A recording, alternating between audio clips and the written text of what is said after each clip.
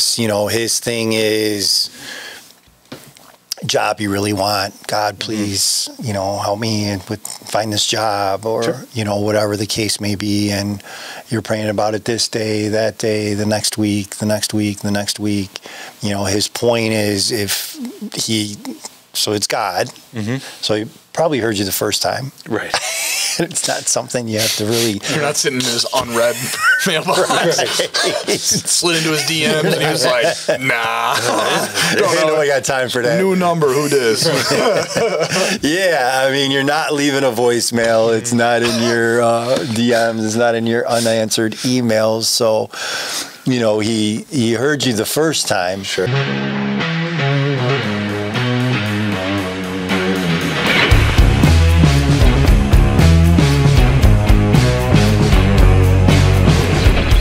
Welcome to the Lionz Den, episode 40.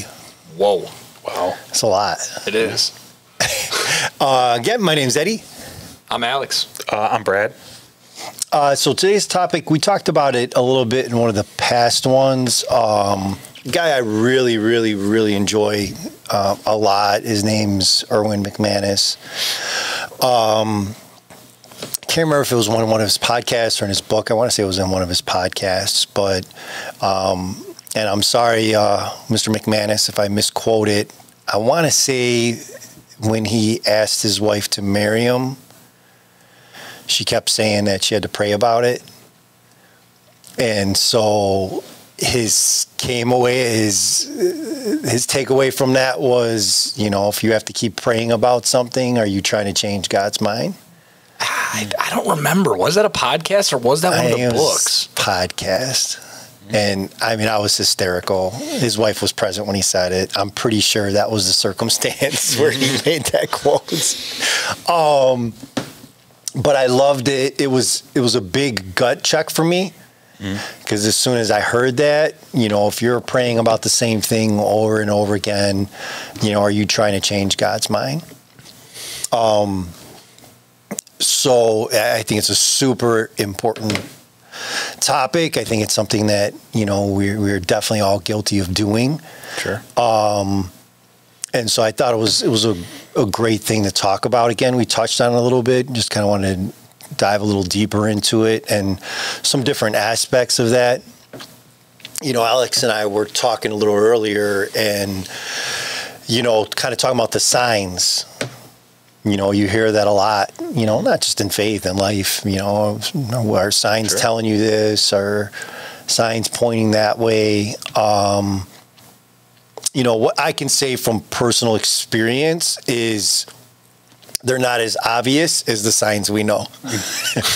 So, you know, it's easy from the outside to be like, hey, all the signs were pointing this way. When you're there, it's not a big stop sign. It's not a big turn left. No. It's not a big caution.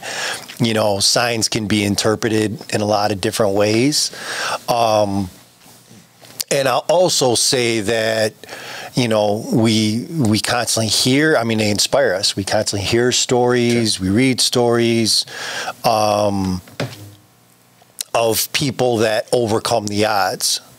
And usually in the midst of those stories are several signs of saying it can't be done and them overcoming it. Mm-hmm. You know, so I think that's where when we talk about prayer, we talk about this topic in particular, that's where things can get very confusing. You know, because are the signs telling you that? And actually, Erwin McManus talks about this a lot, that, you know, signs being there, you know, messages being sent clear from God, you know, you're just not listening. Talks about it specifically in relationships, could be a job, could be, you know, whatever. So, you know, again, this is kind of twofold of, are you trying to change God's mind, and how are you interpreting the signs, and how can we interpret the signs? Yeah, I think what I liked about what you and I were talking about earlier was the perspective on that of, if you're in a situation where you feel like the signs are pointing you to make a move, and whatever this is, at your place of work, your relationship at home, your relationships with friends, whatever the case may be, if you're thinking the signs are telling you to make a move, those signs unfortunately don't give you a description of what's going to happen when you make that move. So there's always a risk that comes with it. So it's never knowing, you know, the greater evil on the other side of the fence or the grass you're standing in currently, right? And I think with looking from an outward situation, I think that's where it's having a close circle that you trust, of people that you can trust. Because when you are looking outward, or you're looking inward from an outward perspective, when you're not in the situation directly, you know, that close friend, that significant other, whoever it may be shedding light that you're not capable of seeing. And I think that's why it's so important, you know, we tying it back into kind of our podcast here about being vulnerable, is because opening yourself up for those opportunities is a second way to kind of see those signs, you know. And once, let's say, you make a decision, the signs are pointing you to stay, the signs are pointing you to go, whatever the case may be. Like you said, there's the unknown of what are the repercussions for the actions that I make, right? Because every action is going to have some sort of reaction to it, positive or negative. So it makes you think about, you know, which way to go and how do you know you're making the right move and when. You know, I think the signs are tricky because depending, and on this topic, you know, I've done sales. You guys have done sales. You know, there are a lot of things in life as I go through life that are wants or whatever. And, you know, all of us here like things and are very good at convincing ourselves that we need that thing. Right. And are very good at interpreting the signs to work in our favor.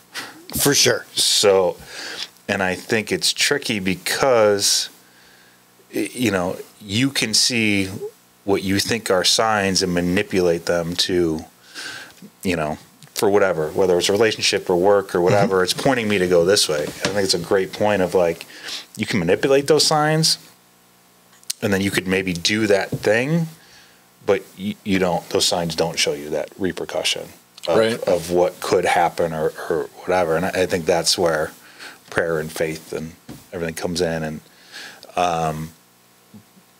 to kind of help you work through some of those repercussions. But it's a really interesting topic. And I think for me, there have been times in my life, especially going through the relationship stuff, where you're so desperate, you're willing to grasp at anything. Like, oh, that's a sign that this person reached out to me out of the blue. That's a sign. And because you're so focused on that, you don't see big picture. And there's probably some red flags that come along with that sign that you miss. So I think you got to be careful, you know, and really kind of take it all in and try and look big picture when you're kind of narrowing down those signs. No, I mean, I certainly agree. And, you know, when McManus is talking about this, you know, his thing is job you really want. God, please, you know, help me find this job, or, you know, whatever the case may be. And you're praying about it this day, that day, the next week, the next week, the next week. You know, his point is so it's God. So he probably heard you the first time. Right. It's not something you have to really... You're not sitting in his unread mailbox. Slid into his DMs and he was like, nah. Don't know I got time for that. New number, who dis? Yeah, I mean, you're not leaving a voicemail. It's not in your DMs. It's not in your unanswered emails. So, you know, he heard you the first time. Sure. So the thought process with it is that you put it out there, you know, now it's time to read the signs. So you wanted this job really badly. It's not manifesting. You know, the sign is you already put it out there. It's not happening. It's not meant to be. There's a better job out there, different opportunity. Job wasn't right fit for you, whatever. So when we say we have faith, that's that faith. You know, I'm leaving it in God's hands, and whatever it's supposed to be, it's going to be. So I can say from experience, it's a beautiful place to be. Not always easy, especially when it's not going the way that you want it to go. Hence are you trying to change God's mind? When it comes to reading signs, first and foremost, I'll, you know, in my journey in faith, I'm to a point where I'm kind of convinced that, you know, God is the ultimate perfect parent. So if a parent teaches well, raises you well, educates you well, you know the right action. And the right action is going to create the right thing. The right thing is going to put you where you need to be. I don't, and in that sense, God is certainly at play. You know, certainly has a role in your life, a huge role in your life. I don't know if I buy into the manipulation, meaning that, you know, God's actively doing this or that. And again, the reason why I say that, one, I could tell everybody there are plenty of things I prayed for that I thought were great. Some of them actually were and didn't happen. Some of them might have been selfish and didn't happen. So I have a lot of unanswered prayers. And I know for a fact, tons of people do. It's probably one of the biggest things that people start turning from God or start turning from faith or start turning from religion because they're praying for a certain thing and it's just not happening, or they're just catching a bad break after bad break. So, you know, anytime, and again, I don't want to take away from anybody's faith if that's what they believe. I just have difficulty that, you know, he activates it in this circumstance and not in this circumstance. I mean, we've talked about this before. So again, I think that God's role is different and apparent in the sense that it'd be like if your parents were omnipresent inside you, right? Where you're subconscious. Yes, exactly. And that's, you hit it on the head. Honestly, I think that is your subconscious. I think that is your intuition. I think that is God speaking to you. And when you listen is when you're getting the manifestation that, you know, you need, I should say it, because it might not be what you're looking for.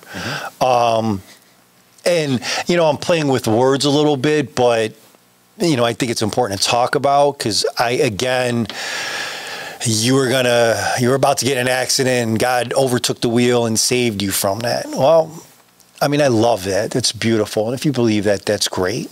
You know, we all know people very close to us that have been in accidents and God didn't take the wheel.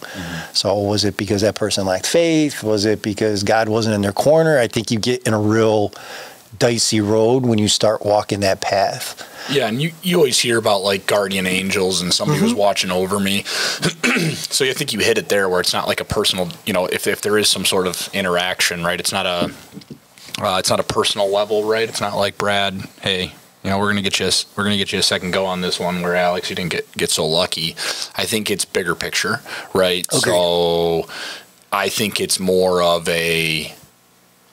instead of a known, at least this is kind of how I look at it, a known when your end is coming, I think is substantially more unrealistic, where maybe there are times where it just isn't your time. Right, where there's something you do have left to accomplish, where you're put on this earth, where, you know, I've seen situations where people have been spared, situations where people have come out of it, where it has to be an interaction with a higher power, right? God has to be directly involved, but I agree with you, right? You can't have somebody walk away from something where somebody else doesn't walk away from because God loves everybody equally. And the only thing I've been able to kind of have a conversation with myself that makes any sense at all on that is bigger picture. There's something that you have left to do. There's you being spared, you walking away, you going through this experience, whatever it may be, is going to change somebody else's life. It's going to there's a positive impact with it, right? And I think it's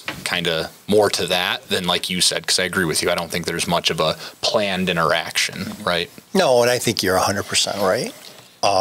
You know, and again, I just think it's important to distinct the things, because a lot of times, and like I said, I could speak from experience. I mean, that's when it really hurts. I mean, there have been plenty of times I've been an advocate for God since I was a kid. I've been a Jesus freak since I was a kid, you know, and things get dicey for you. Things go really bad and life gets shitty and you're WTF, dude. Mm-hmm. I'm out here spreading your word. Right. I have complete faith in you. I'm down for your son. What's up with this shit? Right. Mm-hmm. Yeah. Almost like you think you don't deserve to go through the same teachings everybody else has to go through, right? Like the same life lessons. It's not so much of deserving. It's just you feel like, how much can life shit on me? Yeah. And, I'm on your team. Right. So this isn't supposed to happen to me to this level. Right. I've never been naive enough to think that, I know there's a God. I have faith. Everything's going to be peachy keen. I'm intelligent enough to understand that there's obviously going to be many trials and tribulations in your life. Right. But there's definitely got many times in my life where, all right, dude, enough's enough. Mm-hmm. Hey, God, I had enough. Right. This is kind of bullshit at this point. Yep. And I usually feel that way because, again, I want that manifestation. I want God to grab the wheel, turn me right, get me in the right place, the right time. It's kind of a means of not accepting responsibility for what's going on.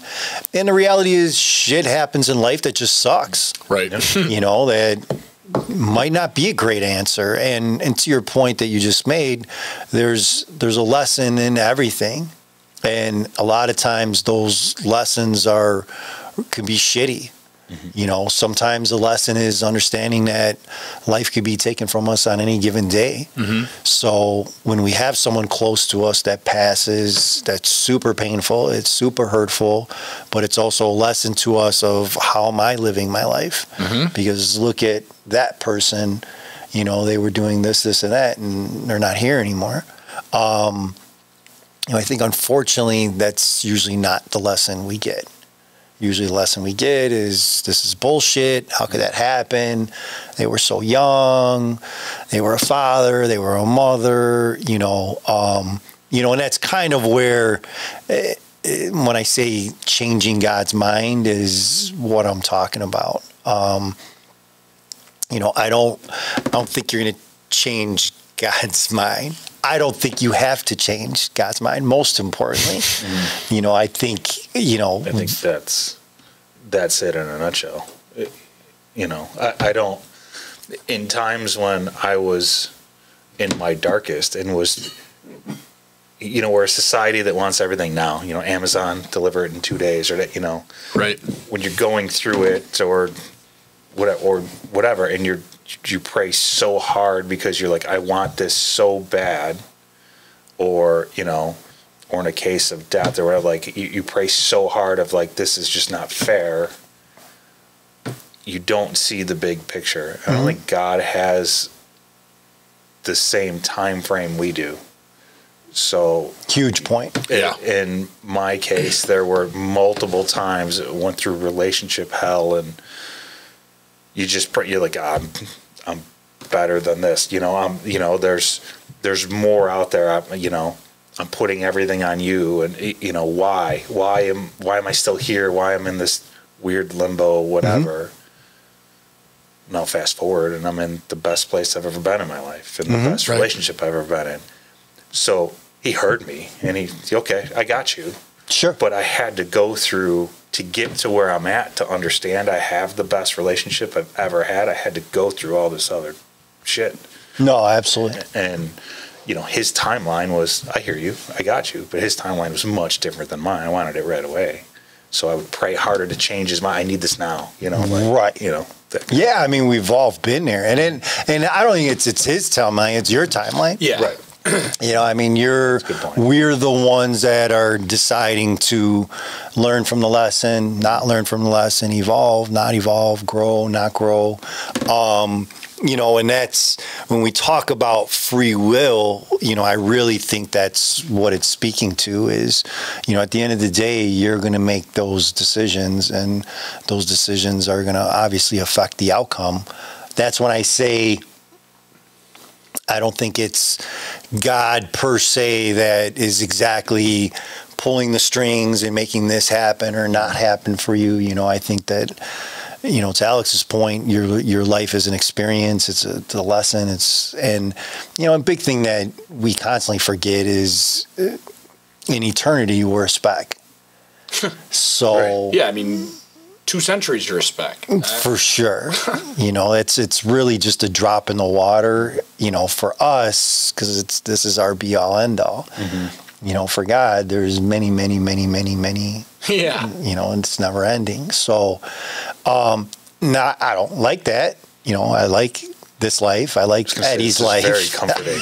Well, and that's why it's your timeline, though, because so that's the joy of. So everything has a positive and everything has a negative. So the negative side to that is that, like you said, I don't want to feel like that. I want Eddy's life to feel. The good news is you're in control of it. Mm-hmm. So whether you get 10 years. God forbid you only get 10 years. I'm talking about from the day you start. You get 10 years, you get 60 years. God bless you, you get 100 years. Mm-hmm. How are you going to live those 100? I mean, you go back to the episode we had when we had Bill sitting here and we were talking about our addictions, the recovery that goes along with that. Mm-hmm. Look at the lessons Bill's learned, the things that he's gone through, the trials and tribulations. Sure. When you talk to somebody like Bill on all the opportunities I've had, the things I allowed to go through, and you look at people that never even had that opportunity, right? They were never even given that. Their life was cut short enough to the point where they didn't have the chance to make a change. You talk to a guy like Bill, and Bill sees it. I'm on the other side. You talk about time frames. That could have been 10 minutes with Bill. That could have been 2 years. It ended up to be, 10 plus years, 20 plus years of fighting through addiction, and his timeline of listening to what God was trying to tell him for what he needed to hear took him a little bit longer than it took some. And he sees it as, thank God I was able to hear it when I did. Right. No, for sure. The other thing I'll say is, and trust me, I'm guilty of it, we become super religious when things are shitty. Yeah. So, if I were to look in correlation to, and God is always present in my life, I'm always grateful. That being said, like that deep on the side of the bed and throughout the day and holding my rosary, holding my crucifix, saying my prayers, that shit's on overdrive when things are crappy. So, I'm even, the older I've gotten, the more cognitive of it I am, where I'm like, you're an asshole. So hey God, where are you? How come you're not helping me out? What's going on here, dude? Hey, let's get this going. Let's get the ship on, get it going. Where are you at, man? When things are shitty. When things are good, I'm not like, hey, thanks, brother. Yeah. Everything's fantastic. Right. I'm so grateful. Yeah, blah, blah, DMs blah. are silent. Right. Yeah. Exactly. So you got to be honest with that, with yourself too. So, is the effort the same all the time when we're talking about signs, when we're talking about our relationship and with God in our faith, or whatever it may be? It's not something, it's just like that friend that you're always going to whenever you need something. Right. But there's no contact when you don't. Right. And God obviously understands that, but you have to be honest with yourself that, okay, whenever I need something or I'm in a bad way, that's kind of when I turn to God. When things are great, God's not even on my radar, And again, I'm to a point in my life where I definitely try to level that out. That's not to say that I'm not guilty of it, because I definitely am. 5-6 months ago, things were really good and good direction, and God was present. Right now, we're at the end of our weird season. Christmas just ended. A lot of other things are going on. God's super present right now. Yeah. And not in the same way that he was 5-6 months ago. No. You know, and I also say a lot of times that people get bashed for that. So old people go to church and, oh, you care about God because you're 60. Well, yeah. You know, you're not that far away from death. Right. So life becomes real clear as you get older because you start realizing that things you thought were important maybe weren't as important as you thought they were. Yeah.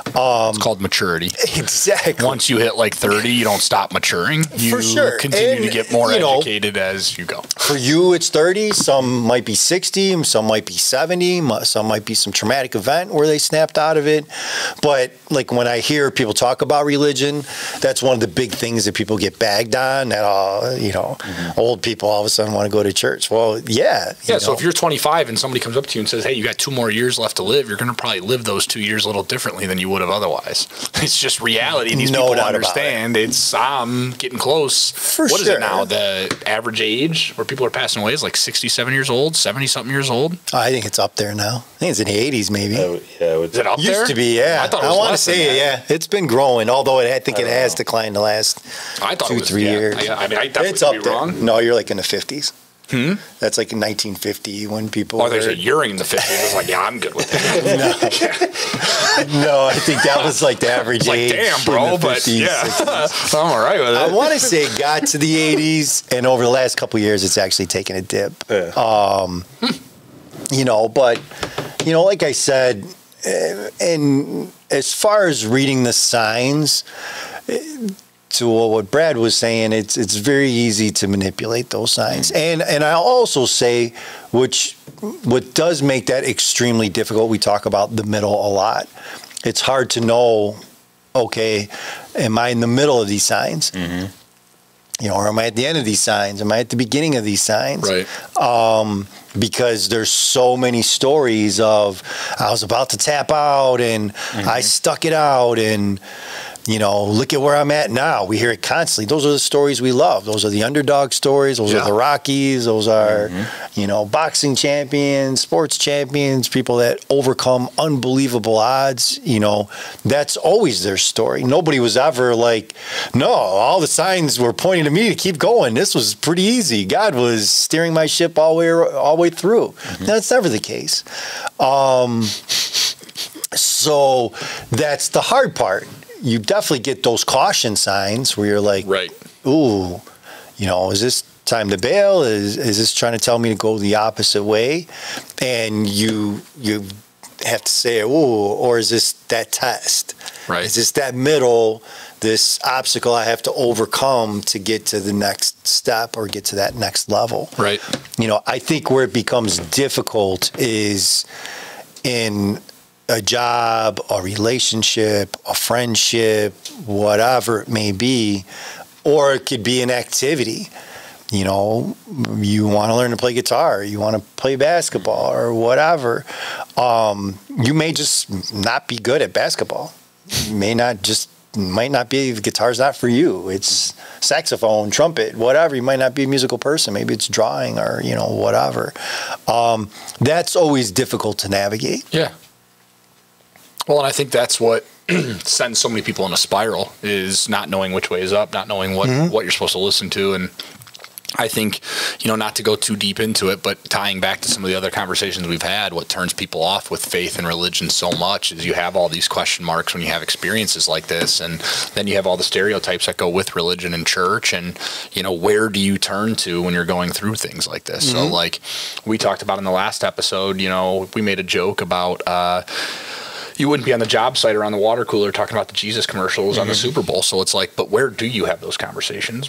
You know, like we know we have those here at the table. The people that listen know that this is a place where you can express it, but what really is out there to help kind of navigate those waters, you know, and for people that are going through it, I mean, we're aware of it. So, I mean, you're very aware of your faith. You're very aware of there is a God, and you still go through times of not questioning the faith, but having those where what the heck? Oh, I question it.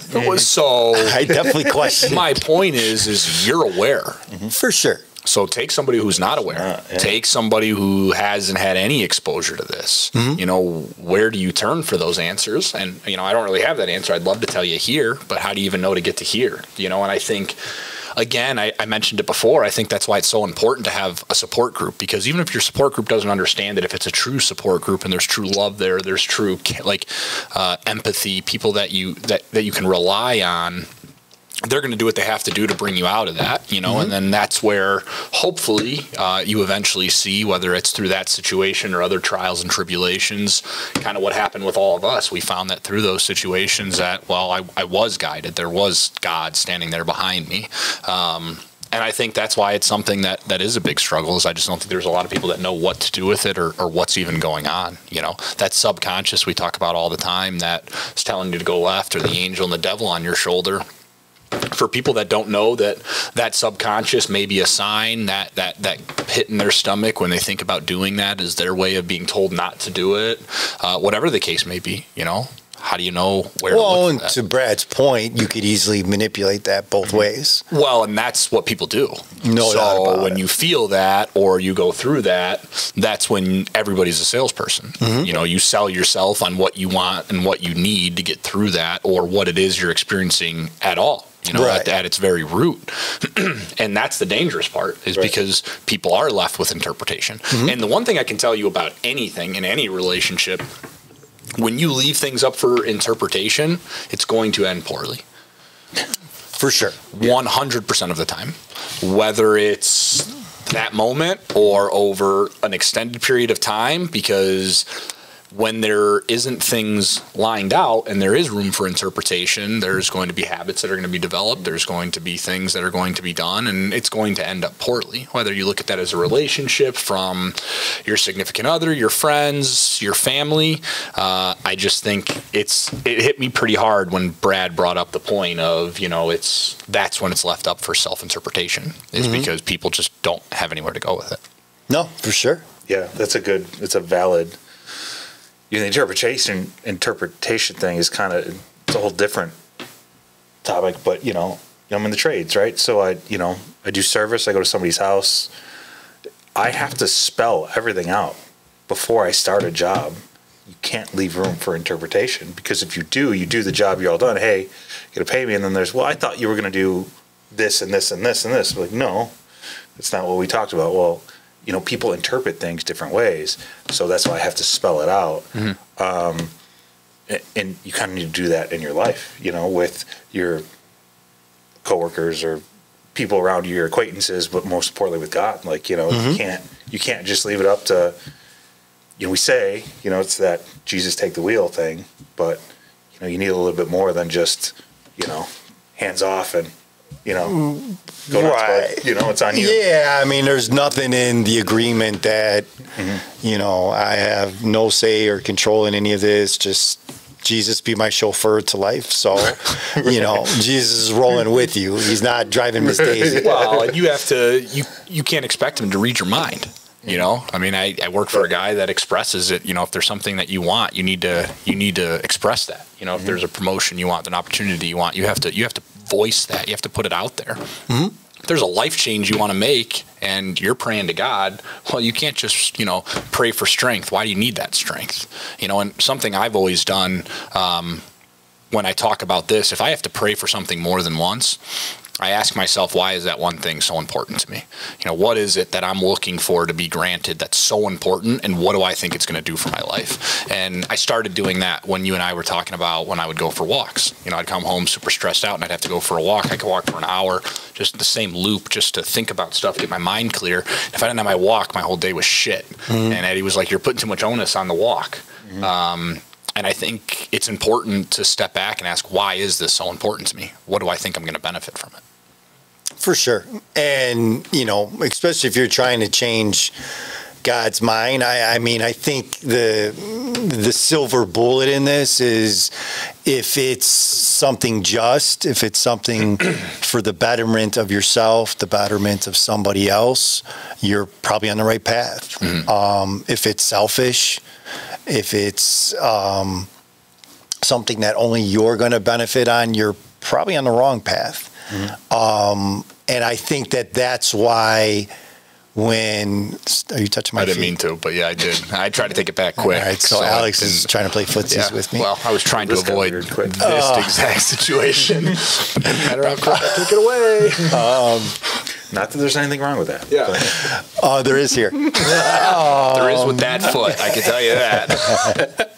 So, when and I think that's why it's very easy from the outside to be like, no, the sign was pretty obviously telling you to go right, stupid. Yeah. Of course. Because that person is looking at it from without having a horse in the race. Right. So they're looking at it, especially if it's somebody that cares about you, they're looking at it with love. It's your parent, friend, boyfriend, girlfriend, whatever the case may be.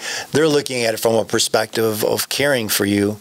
So they're like, hey, the signs are pretty obvious, man. Well, in the amount of times in my life, I read signs one way, and you were like, let me ask you a question, dude.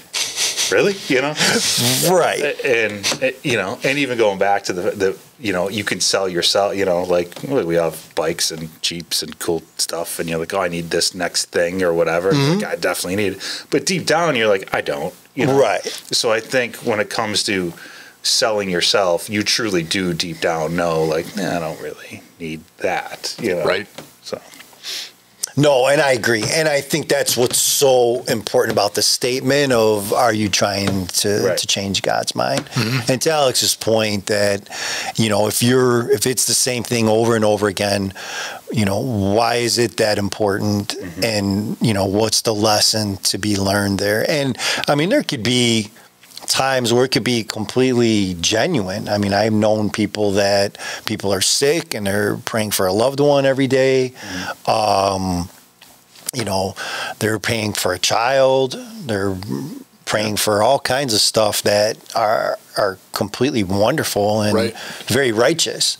It's just when you're praying for things that are just out of your hands. So, if somebody's sick, if God, please let them make it through this or whatever. Again, it's where you kind of get in some dangerous ground just because you don't know what that person's life is supposed to be. Right. You don't know what the lesson's supposed to be from that. Right. So if they don't make it through, was that God not answering your prayers? And I know that's not the case. Might not like to hear that, but I know that's not the case. And that's, again, am I trying to change God's mind? I think that's really what his point was, is, are you trying to negotiate with God for something that you already know the answer to? So either are you avoiding it, meaning that answer's been crystal clear and you're avoiding it, both if it's good for you or if it's bad for you because it's scary. So in this case, maybe marriage was scary to his wife. She was worried about different things. It had nothing to do with Erm McManus, just idea of marriage, spending the rest of your life with somebody who was scary. So now you're kind of trying to negotiate that to give me a little space with this, give me a little time to sit with this. That can happen a lot. Yeah. That can happen a lot with signs too. And when you want something really, really, really bad, you're going to read the signs the way you want to read signs. Absolutely. To Brad's point, I mean, there were fluorescent bottle fireworks. Actually, God was going like this, like you see with the construction people, and he's like, "No, yeah, exactly, flares." I'm gonna go this way. Signs are this way. You'd be like, Looks too damn bright over there. I didn't bring any sunglasses. And I'm like, yeah, no, dude, it's the total opposite way. And I know I've been in that position. Alex has been in that position. Happens to all of us. That also being said, if you are seeing signs and kind of seeing them your way, it doesn't hurt to run that past a friend or somebody because they can kind of clarify, Right. and maybe set you straight where you're like, oh, okay. And again, it really, anytime we're talking about all this, and I mean, that's one of the things with this podcast, it's all coming from a place of love. So hypothetically speaking, you have a friend that likes you, they like you, and you're asking relationship advice. It might not be giving you the right signs.